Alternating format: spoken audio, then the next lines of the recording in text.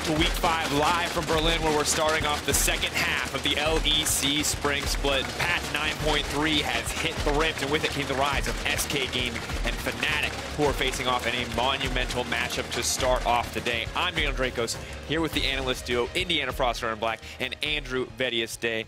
Welcome. Hello. It says dynamic duo, sir. Dynamic. Ooh, because we are dynamic. We play flex queue. We play duo queue. I don't know where he's going with this. We climb that ladder. It's because we're so dynamic and flexible.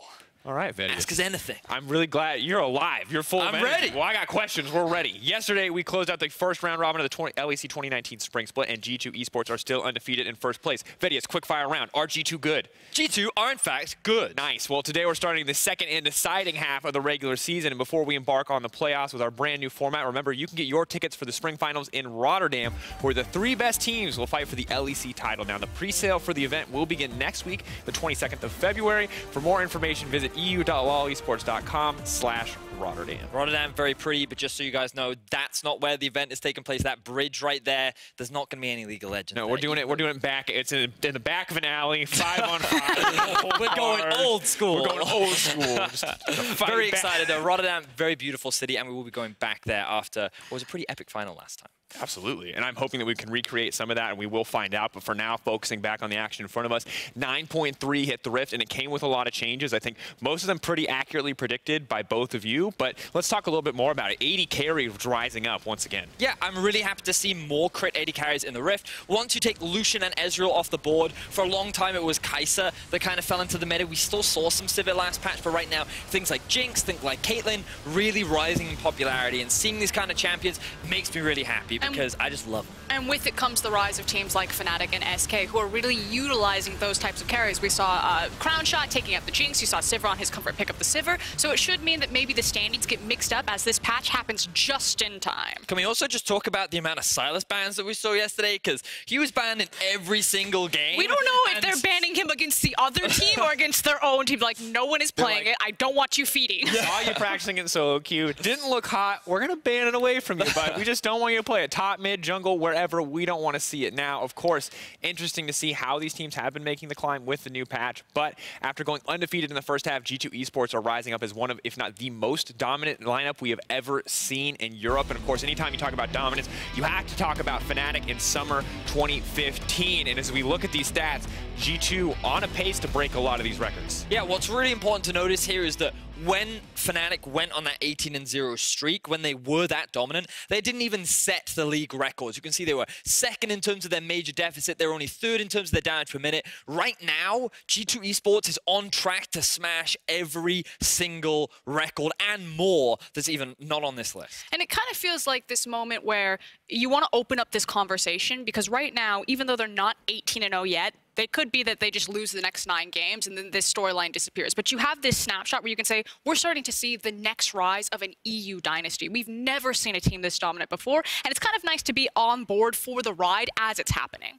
And when we talk about dominance, the other thing that I will have to ask about is when we see a team this strong, is this just our all-pro team? It is for me. I look at this roster, and if I could pick the 5 best players in Europe, these are the players that I would pick. I feel like that you just have stacked talent in every single role. Right now, I feel like that they bring a huge amount of flexibility everywhere, and I was skeptical of Perkz at the beginning of the split, but the fact that he brings his mid lane talents into the bot lane, as well as being a good bot laner, I think just ranks him as the best right now. And when we originally did this in rehearsal, this is where I insert my point. Like, come on, guys, pump the brakes. What about Upset? What about Ignite? I went back and I watched that footage of them versus Upset and Ignite when they had the Ezreal Thresh against the Alistar Kai'Sa. So Mickey and Perkz on the losing of that matchup, they kind of smashed Upset and Ignite. So now I'm like, oh, kill that point. I actually think Perkz and Mickey are the best performing bot lane right now. And it's hard to say, right, because you're grasping at straws to find these weaknesses. When you have Wonder, when you have Jankos, Caps, Perkz, Mickey, every single player outperforming their competition, stomping a lot of these individual lanes.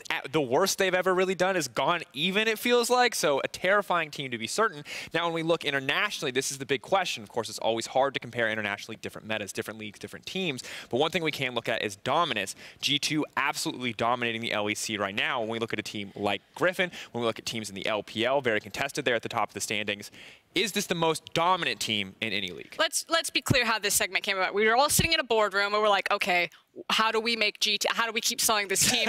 They keep winning. Okay, I look macro, look international. Will they just win MSI? And frankly, I watch a lot of LPL. I watch a lot of LCK. There's still not the same gap between a team like G2 and the rest of the league comparatively to globally. Yes, Griffin are still terrifying, Invictus Gaming are still strong, but it feels a lot closer. These teams are dropping games. And obviously, as you already said, Dracos, it's difficult to make that comparison, but I still love having the conversation because it just builds so much excitement. And when I look at this G2 squad, they haven't dropped a game. Griffin, you have. I saw that game versus Sandbox. So immediately you're already saying, G2 looking like the favorites coming in. If they can win the split MSI, they're looking great. But honestly, for me, what separates them from Griffin is that Griffin don't have the same difference in every single member against the rest of the league that G2 do. They seem to have the 5 best European players, whereas Griffin, there are debates if top, maybe support, could be challenged. And of time past, you know, normally you would say you're just going to give it to LCK, that you think that they just have the better talent in every single role, but this last World showed us that Western players can compete with the best in their positions. KT was at that tournament, so I don't think you automatically give it to Griffin, that if they try to skill check G2, that's free.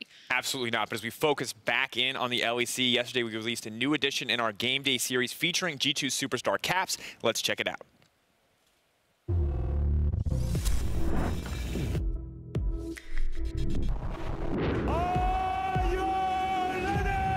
Growing up, I've always watched my brother play. He inspired me to start playing video games myself and get good at them because I obviously want to beat him. He ended up actually going pro in Dota.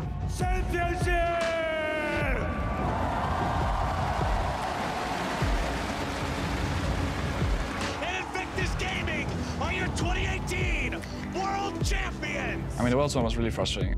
Obviously, we went really far, but I want to win, right? And I want to win the final.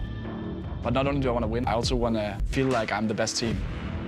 I think the biggest problem we had was personality clash, which basically meant even if we won, the process was just not good. Going into 2019, I have a lot of experience from the past years. I've learned a lot. I know what it takes to win. I've been at the very top, both in EU and in the world.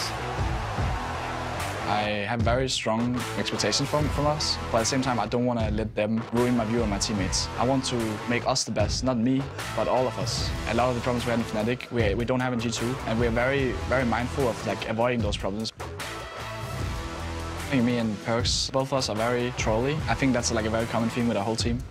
As soon as you break the friend bond and you just become like teammates, it gets really toxic. If you're Caps, if you're this G2 lineup, then there's just something a little extra there for you going toe-to-toe with this Fnatic squad. Going on stage against like my old team, I was thinking about them just like I know the players, and I don't just think of them as I might think of a lot of other players. But once I got into the game and once I saw the draft, I was feeling a lot more confident. This is what we've been practicing against for so long. It's sure sometimes I would think, oh, I really need to kill this guy. It was definitely like in the back of our mind that we need to not throw it.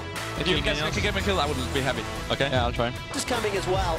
Oh, right through the wall. Sleepy Trouble bubble. Now he dashes forward Protobelt, uses the ulti, insta cleanse from Caps, paddle star onto Nemesis. Oh, no, the solo ball, that was really personal. Yeah, I wouldn't go for that normally. Ladies and gentlemen, if G2 can finish this game in the next 2.5 minutes, they will set the fastest win of the 2019 season in Europe. The fastest win of spring. G2 destroy Fnatic. Winning. It felt really good, but it also felt kind of bad. With the Fnatic players, I actually like know them. I obviously know how they feel when they lose, right? So it's not just winning another solo queue game. It's winning against actual humans, and you know how they're gonna react to this. You know how they're gonna go backstage, and you know how they're gonna feel, right? And it's not nice. But I think this is what they need. What they were doing was not optimal, and that's why I left. And I hope now that it really shows that they're gonna change it all around. Yeah, I mean, obviously I just want to win Worlds, right? And win EU and win everything. I just want to prove myself, prove that I'm a good mid laner. I want to prove that we're a good team. I mean, I think hard work is like the most important thing if you want to go pro. It's about putting in the effort. And it's not just about your own performance, it's about the team performance. So it's important that you get a really good bond with your team. It's important that you spend time with your team, get to know them. Only then you will have each other's back when it really comes down to it. That's why I'm so happy now in G2, because we are really trying our hardest. Even if we weren't winning, I would have confidence that one day it's going to show up.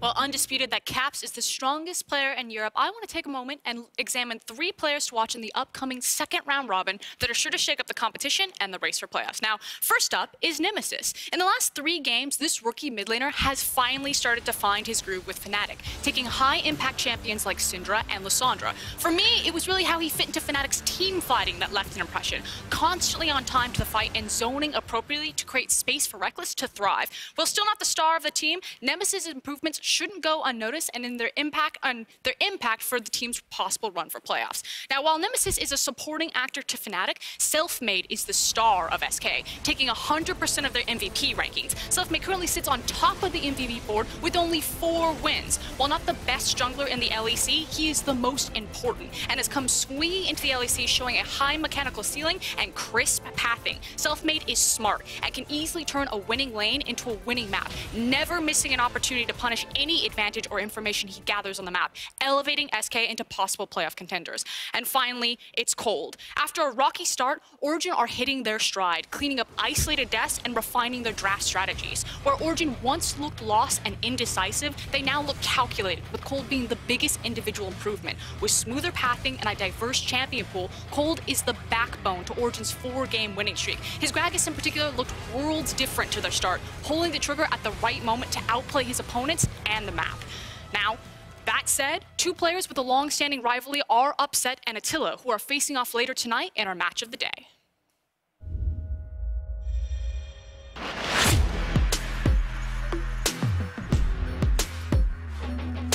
The very first time I faced off versus Attila in an official match was Challenger Series, and we 2-0'd them in the regular season. Before I just played with him in solo queue, but I didn't really think he would be like a pro player, because he was honestly really bad. Upset was coming to the league like really overrated. On Spring Split he choked really hard, that's what he did. I wouldn't really call it a rivalry, because I would rather have a rivalry with a better player. CHK down, now Upset can just open up hell! Mystic shot after Mystic shot lands! And CHK come out absolutely dominating! This is the Empire! He doesn't really use his brain too much when playing. Brainless, I mean... So I don't really respect his playstyle too much. I guess you can call me that because he might have traumas from the past, right? When he was like getting bullied under turret. He talks a bit too much for his skill, I think. He's barely top 5 AD carry right now. Some people call me cocky, I call it confidence. Some people call Upset calm and coordinated, I call him coward. I kind of feel like Attila has been jealous of me for quite some time. I'm not jealous at all. Why will I be jealous of someone who's worse than me? Beating someone in regular season is nice, but beating them in the semi-finals was like a huge match. It's a trade back, 1-for-1. All of a sudden, Attila are trying to wreck Vitality. The Guardian Angel comes back up. CHK have won the fight. Yeah, I mean, it must felt really good to knock us out on the semi-finals. Almost as good as when they lost and we qualified to World Championship. Upset the last man standing. G2 Esports will not be denied. It feels really nice to crush someone, but obviously like losing like this when it's really important to you still feels really bad, and I kind of felt bad for him, but I kind of didn't. He got lucky that our team didn't perform back then. Now he's just not lucky anymore. Like, it's 2019, it's different year and different goals for us. Like last year we got to the World Championship, we did it. This year we have Moldy, we're going ham. This is the Empire! My God. Calm, collected, I call it coward. Shots fired on both sides. I'm absolutely loving it. I can't wait for this matchup later in the day. I mean, we've got to be honest. Attila's been struggling over the last few weeks. Upset's been on fire. Right now on paper, this looks like a one-sided matchup, but every time these 2 boys go at it, you know it's going to be an explosive bot lane. Yeah, and it's just the fact that you know that Attila's going to look for those plays, that it doesn't matter if he's currently sitting in a slump, that if he sees his opportunity, if he smells blood in the water, he's going to take a bite. And that's what I'm excited to find out, because, of course, to get a player perspective on the action, you can check out our POV stream with Upset over at twitch.tv/RyGames2. You get your first-hand Upset perspective look into that rivalry, and I just want to see them kill each other in lane. Yes, please. Well, CHK and No Fear have had a massive start to the season, but in the shadows lurks a mystery so big that it's going to send shockwaves through the LEC. Let's leave it to our favorite detectives to uncover it. A month has passed since we last forayed into the mysteries behind the LEC. We have lurked in the shadows, waiting for the opportune moment to reveal ourselves, to decipher the indecipherable. Today, we once again will dive into the depths of mystery and bring forth a gleaming pearl of knowledge. Prepare yourselves for the extravagant adventures of Medias and Vedias. Hello, what ho, my fine fellows, and what ho, dear Leviticus Medicus. How goes your medical practice? Oh, surprisingly poorly, my fine fellow. There's a shockingly low demand for ear replacements these days. Well, anyway, enough of that. We are here to solve a case. Here we have a missive from a concerned young man. It says, Dearest Detective of the Vedius and Dr. Medius, I hope my letter finds you well. Recently, my team and I have fallen upon hard times. Our youngest son was lost to us, and my partner in crime, one Dylan Falco, abandoned us for another team. Now, can you please find out how Mr. Dylan Falco has stolen his success from my team? Signed with a tear, Young Buck. Poor young buck. Now, a confounding mystery to be sure, but not one that I, Detective the Vedius, could not solve. Oh, with my help, of course. I mean, I suppose. Anyway, let us dive into the man's history and begin with Exhibit 1, the Immortals. Ooh, I've heard tell of these so-called Immortals, but since then they have fallen into shadow and dust. Yes, what do you see here? Tell me. It looks a little bit like a Spartan helmet. Indeed, quite right. You're learning, Leviticus Medicus. Dylan Falco searched for knowledge and found great wisdom in the teachings of the Spartans, and in particular, their god Athena. Athena, you say? The god of arts and crafts. Why would Dylan Falco want to do papier-mâché? I would agree with you, Medius, but then we'd both be wrong. Athena is the goddess of war and strategy. Dylan yearned for her favor, and for a short while, she granted him wisdom. But Dylan Falco left the Immortals. Why would he leave a god's favor? Dylan yearned for more. He yearned for more glory, more power. And Athena rejected him, for he was just a mere man. I'm pretty sure he left because he just wanted to join Fnatic. If that were the case, then I wouldn't be here, you nincompoop. Let me present Exhibit B. What do you see here? It's the logo of Fnatic. Indeed, but what does the logo mean? I'm pretty sure it's meant to be the letters of the name. You have an F, you have an N, you have an A, you have a T, Every day, I am more jealous of people who have not met you. This is obviously drawing inspiration from Chinese mythology. Dylan Falco joined Fnatic in search of another deity to help him wreak vengeance upon Athena. Vedius, this is ludicrous. Dylan Falco joined Fnatic because they are one of the best teams in Europe, and he was sure they could succeed. Dylan clearly had something much more nefarious in mind. He consulted King Yan, the Chinese king of death. He asked King Yan for the notebook in which he writes his judgments for those that have died. So Dylan had power over those who lived and died on Summoner's Rift in his book, where he could write his notes. A death notebook, perhaps. Indeed, Dr. Medicus. And as team after team fell before Fnatic, Dylan grew more and more powerful, soon ascending to the might and majesty of a god. But it was not enough. It was not enough? How can it not be enough, Detective Vedius? How can one have the power of a god and still want more? Well, you see, Fnatic fell before Invictus Gaming, and Dylan decided that it wasn't enough anymore. He wanted to reach the top, something so powerful that it would push him beyond that of a god. Something more powerful than a god? Vedius, be serious. Something that millions of people worldwide worship and adore, something that draws everything and everyone together. What unifying force could combine them all? Something that brings people together, that unites us, something majestic, something beautiful. It has to be friendship. It's football, obviously. Football, yes. Yes, football, indeed, yes. And with that, my work here is done. Yes, football, more powerful than a god. Of course, it's football. It's so obvious. We have solved another of the greatest mysteries of the LEC. For now, we will melt again into the shadows.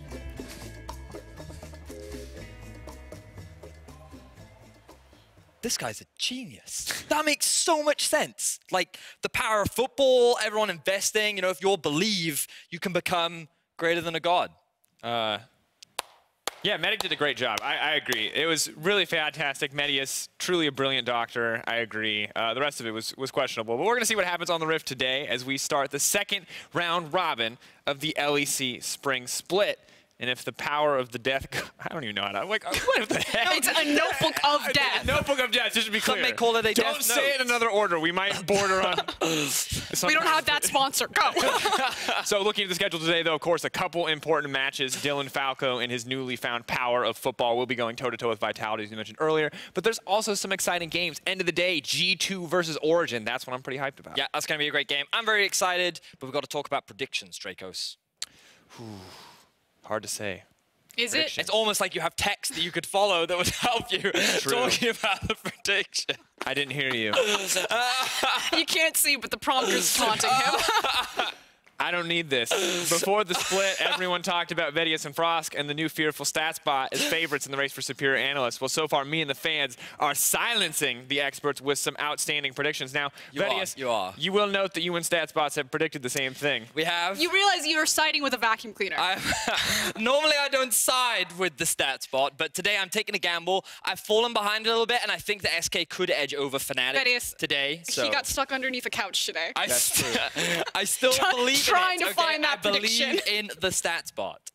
Absolute faith. Nothing else on your analytical. SK, I mean, I believe in SK too. That's why I voted. That's good. It's good that one came second on the list, VODS. Well, then tonight's LEC postgame lobby, we're going to be answering your questions on the first half of the spring split. Send them in using the hashtag #PingTheLobby. We're also going to be joined by Deficio and potentially others. I'll leave that one mysterious, so be sure to check it out. Yeah, I know. Deficio, you excited, VODS? No. You miss him? It's going to be like, spoiler alert, there were no others. I would guess that he'd be losing in predictions right now. I believe he might be. He doesn't like to tweet them out publicly because he knows he would suck. Ooh, tough life, because he knows he would suck. All right, well, our first game of the day is between the rising SK and Fnatic. Now, this is a monumental matchup in the race for playoffs. And for more, let's hear from SK's new coach. Thank you very much, Dracos. Law here, joined by Broken Child ahead of their game today against Fnatic. Thank you for joining me. We know you've been on the scene for a while now, and while we didn't see you for a long time on the big stage, do you think you have what it takes to coach SK and make SK a playoff team?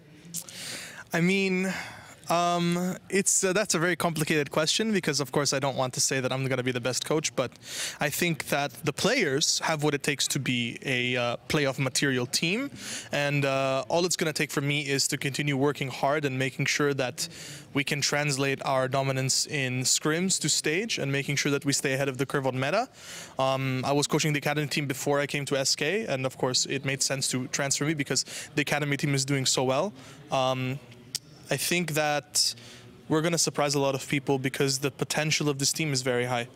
And I was talking to Selfmade yesterday after his game. He was really not happy with his performance on Lee Sin. I don't know if it was self-confidence or being humble, but do you think SK right now lacks self-confidence? And what is the biggest challenge in coaching the team right now? So in regards to Selfmade's performance yesterday, I think it's just because the way he is as a player, as a person and a player, is a perfectionist. He's had quite insane Lee Sin performances all week in scrims. So if he doesn't perform at that same level, then he could say, I could do better. And I think that's a really good mindset to have. I would say that confidence on stage is something that the team was struggling with for the past few weeks. But that was our main focus pretty much all of this week, was just to make sure that we're coming on stage confident and ready to play our game as best as we could. And yesterday, despite him feeling that he didn't play well, I thought that it was a very good win against Vitality. A really big win for us because Vitality is a top team in the league. So it was really nice that we could show that we can play at that level. Now, the biggest challenges about coaching SK, well, so far I haven't really felt like there was a big challenge. At least I haven't encountered one yet because we had a really good week of practice. We're winning a lot of our scrims, so it's easy to be on a winning team. Yeah. It's easy to win, but it's not easy to lose. I think the biggest challenge is remaining calm and progressive if we don't have such successful weeks of practice, and making sure to stay positive all throughout. How do you make that happen as a coach? Have a positive mindset. Remind everybody that it's all about a process, and no matter how well you play at the beginning, it's all about how you play at the end. Even if we're mid-split, we just need to continue progressing upwards. Then let's hope you have this mindset today, because you will be facing Fnatic again. Now, we know how things went the last time, almost a 2-0 with the remake. They picked up an interesting win against Splice yesterday, a needed one, I would say. Talk me through the prep with the players to go into this match today. So we were really happy to have side selection this time. We beat them last time without side selection pretty much twice. They beat them, actually. I wasn't really a part of that. don't want to take credit away from them for doing such an excellent job. I think we have a very good grasp of what we want to play today, and we also have a good idea of what Fnatic wants to play. The thing about Fnatic is that even when they're not playing well, they're still Fnatic. They're always a good team. Their players make some mistakes and are easily exploitable in some of the games that we saw, but they're still a good team. So we put a lot of work in our prep for them, actually even more than the Vitality game that we prepped for this game. And we're excited to show what we have in store. I think we have a really good shot of winning today. I wish you good luck on this one. Thank you for joining me. No problem, thank you. For more on today, let's send it back to Dracos. Thank you very much, Laura. Of course, good to hear from Brokenshard, and good found for your predictions. Brokenshard feeling confident. He says winning's the easy part, losing will be the struggle. Well, SKR, they're coming off a massive win against Vitality yesterday. We saw it. They're going to look to take down Fnatic today. You heard some of Brokenshard's insight. But I think from all of us, this was an incredibly dominant performance from SK, and it was a huge level up, it feels like, in terms of performance. That man that we often talk about, the one who's leading in player of the games, got shut down in the early game, and they were still able to find early leads. They managed to play through it, and I just felt like I saw a lot more of the confidence that we heard from Brokenshard, and the fact that they played much more around certain laners, and I love the fact that we got to see more from their bot lane in terms of CrownShot and Dreams. Yeah, and for me it was the fact that those laners were actually already winning the lanes or stepping up and trying to contest 1v1, 2v2, and Dreams in particular was the big difference maker for me. Normally when you see the Alistar locked in, you sacrifice a lot of your 2v2 potential. He can lose out to a lot of champions like the Thresh, but Dreams made it work in the lane phase and then got to that mid-game, late-game, high-impact zone that Alistar's love to thrive. And overall, it was not just Dreams that was stepping up. You talked about some of the other laners as well, but the guy that I really want to put a spotlight on as we watch this back half of this replay play out is that Jinx player on your screen. That is CrownShot. Completely transformed from his first few weeks where he was struggling, where he was a liability. This man feels like a brand new player on stage. Yeah, I had the chance to sit down with Brokenshard, talk to him over lunch, and he was talking specifically about CrownShot's confidence as well. You know, going from being a standout player in the Spanish league and being considered underneath Jessica, CrownShot just needs to have faith in himself and bring that to the LEC stage, and with crit marksman, you're starting to see more of that confidence pick up. Yeah, I think that he seems to be in his comfort zone right now. The things like the Lucians and the Ezreals, he couldn't have the same level of performance. We only have to look back a few weeks to remind ourselves of that extremely poor Ezreal performance that cost them a game. Now on the Jinx, not only is he better in lane, they have a lane that they can play around, and he just seems like a completely different player. So I'm excited to see how he can stack up against our big boy Reckless. And absolutely, that's what we have to talk about, because anytime we talk about a rising AD carry, a matchup that you always keep your eyes on is Reckless. Very often, you know, he's touted as one of the all-time greats for AD carries. This is going to be a huge challenge for CrownShot, because yes, the patch has been good for CrownShot, but surprise, surprise, it's also been damn good for Reckless. Yeah, you only have to look at his performance yesterday. The stats speak for themselves. Reckless definitely seems to be back in a zone that he is comfortable on, and for Fnatic, this is really important, because for them to succeed, they need that core member to succeed. But I also think of Reckless as a team-fighting AD carry, and it wasn't just about him finding his comfort champions on those crit ADCs. It was also the fact that guys like Broxa and Nemesis stepped up. Collectively, the team of Fnatic is making huge growth developments, and that's why they look so impressive to me. And when we look back across this, yes, Fnatic are getting better, SK are getting better as well, but when we look at the history of this matchup, you heard Brokenshard touch on it, SK basically beat Fnatic twice in week 1. They have side selection as well, so now they have another advantage coming into this matchup. But when we look at it, VODS, you're the member siding with SK. You touched on it briefly earlier, so I want to hear more why you still have so much confidence in this SK lineup. So for me, what I saw from Fnatic yesterday was, yes, they invested a double teleport into the bot lane to get their bot lane ahead, and they wanted to play very much around Reckless. But Splyce never punished it. Splyce failed to do anything to stop Fnatic from snowballing that early game. And when I compare that to how SK played against Vitality, even put behind, they were relentless. They were looking for fights. They were looking for trades. And so I just feel like that with that level of confidence, that's going to be enough to challenge Fnatic and find a win. For me, I think the SK looked a bit boosted in their win against Vitality because Vitality were playing so poorly. It was a slumping performance from Attila and Jacktroll. Yes, it was much crisper and cleaner in terms of everyone stepping up, but it was also Attila putting on his best SK performance and getting caught out in that mid game. So I still feel that Fnatic's victory looked a lot cleaner. But we're going to find out who's going to come out on top. One win separating these teams in the standing. It is time to kick off today's action with an EU Classic, SK versus Fnatic. Let's hit the rift.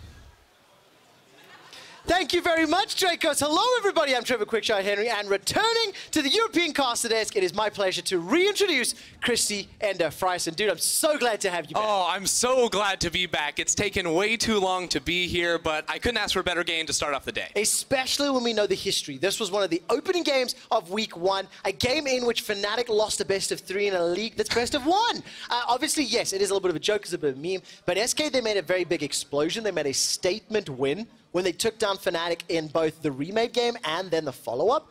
Since then, a lot has changed. Expectations and understandings of teams' power, and both teams coming off a win from yesterday. Yeah, and both of these teams also looking for entry into playoffs as well, sitting around a similar place in the standings. And for Fnatic, it is a team on the rise. They've gotten a couple of wins in the last few weeks, and now this is one of those must-win games against teams that are close to them,